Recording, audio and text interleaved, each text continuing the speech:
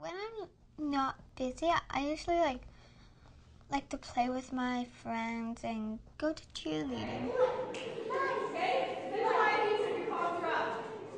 Cassidy's wanted to be a cheerleader for as long as we can remember.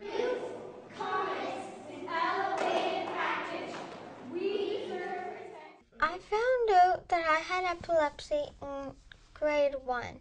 Cassidy has complex partial epilepsy. When he first told me, I thought he was wrong. Because again, like most of the public, I didn't understand the different types of seizures. So I just pictured what my cousins have, and I went, she doesn't have epilepsy. I kept on having seizures, but we didn't quite know what they were from. For them to first diagnose Cassidy with epilepsy, they asked the family history. They talked to me and Cassidy about what she was going through and what we were noticing. And then the other one tested it was an EEG, where they hooked her up to the machines and recorded it on the monitors. And she had an MRI as well. I felt bad for her because of what I knew what public opinion could be like. She was afraid that her friends wouldn't be her friends, or that people wouldn't like her, or people would judge her. For me, I was afraid of her being hurt. I remember a few times that Cassie's had seizures.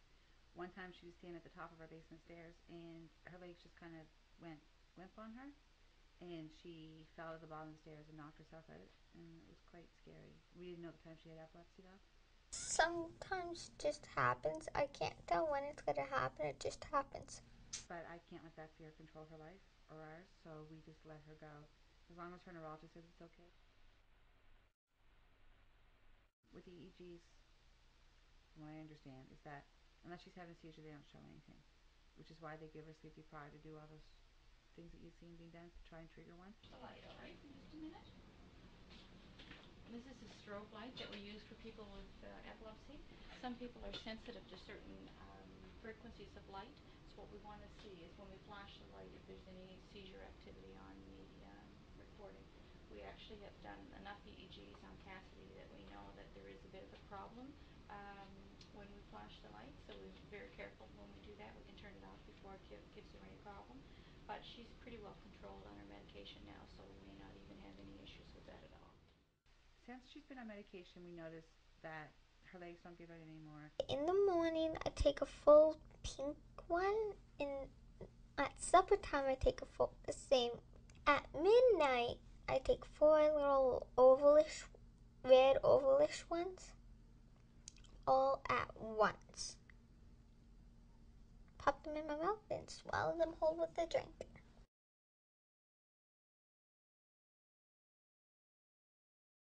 Purple Day started on March 26th.